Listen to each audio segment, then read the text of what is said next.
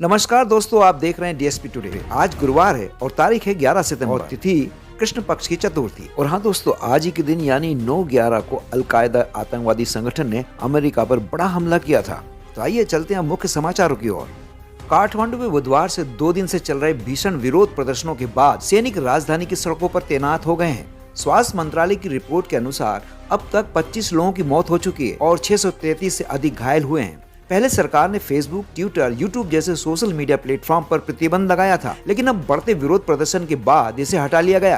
प्रधानमंत्री ओली ने इस हिंसा पर दुख व्यक्त किया और एक 15 दिन की जांच समिति गठित की है। विरोध प्रदर्शनकारी कई जेलों पर टूट पड़े, जिससे 3000 से अधिक कैदी फरार हो गए।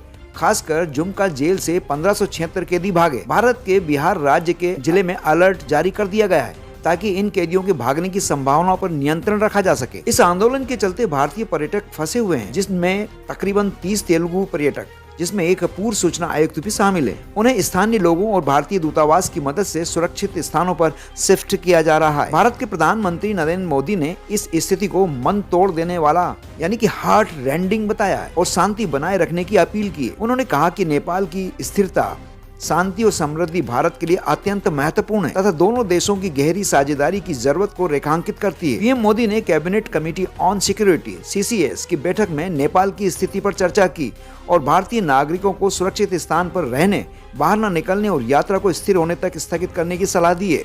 ट्रंप ने बड़ा दावा कर दिया है, भारत चीन पर लगे 100% टैरिफ। जी हाँ दोस्तों, अंतर्राष्ट्रीय स्तर पर एक बड़ी हलचल हो गई है। अमेरिका के राष्ट्रपति डोनाल्ड ट्रंप ने यूरोपियन यूनियन से मांग की है कि वो भारत और चीन पर 100% टैरिफ लगाए।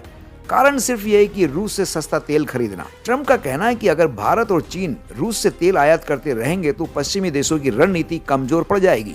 प्रधानमंत्री नरेंद्र मोदी की सरकार लगातार कहती रही है कि भारत की प्राथमिकता अपने नागरिकों के लिए सस्ती ऊर्जा सुनिश्चित करना है। यही वजह है कि रूस से सस्ता तेल खरीदकर भारत ने पेट्रोल डीजल की कीमतों को स्थिर बनाए रखा है।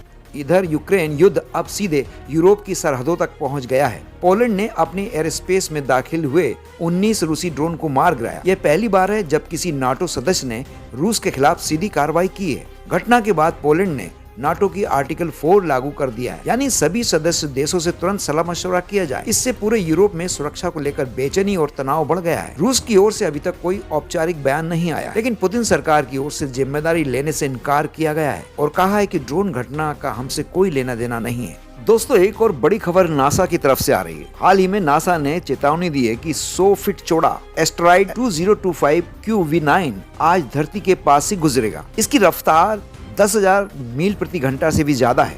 हालांकि वैज्ञानिकों ने स्पष्ट किया है कि यह हमारी पृथ्वी से नहीं टकराएगा। इधर दोस्तों, ट्रंप के 100% टैरिफ के चलते तेल की कीमतों में उबाल आ रहा है। इजराइल द्वारा कतार में हमास के नेताओं पर हमला करने और अमेरिका के पूर्व राष्ट्रपति डोनाल्ड ट्रंप द्वारा रूस से तेल आयात पर 100% टैरिफ लगाने की मांग के बाद ग्लोबल मार्केट में हलचल तेज हो गई है। ब्रेंट क्रूड 0.53% से बढ़कर $66.74 प्रति बैरल हो गया है। मोदी सरकार फिलहाल स्थिति पर नजर बनाए हुए और विशेषज्ञों का कहना है कि अगर कीमतें और बढ़ी तो सरकार को या तो सब्सिडी बढ़ानी होगी या आम जनता को महंगाई का सामना करना पड़ेगा।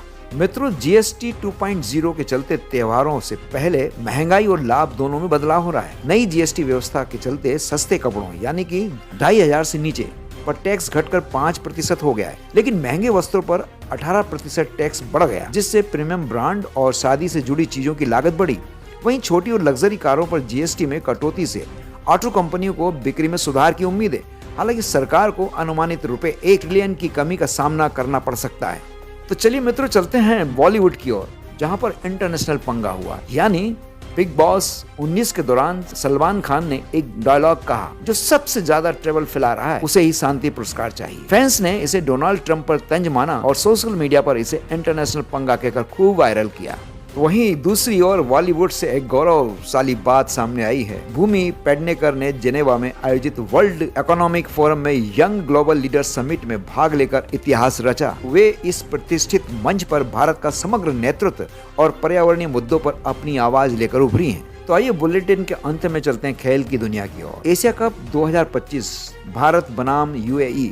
एशिया कप में भारत के गेंदबाजी ने UAE को केवल 57 रनों पर ऑल आउट कर दिया। कुलदीप यादव ने 4 विकेट लिए तो वहीं महिला हॉकी एशिया कप, भारत ने कोरिया को 4-2 से हराया। भारतीय महिला हॉकी टीम ने एशिया कप 2025 के सुपर 4 चरण की शुरुआत शानदार जीत के साथ की। कोरिया को 4-2 से पराजित किया।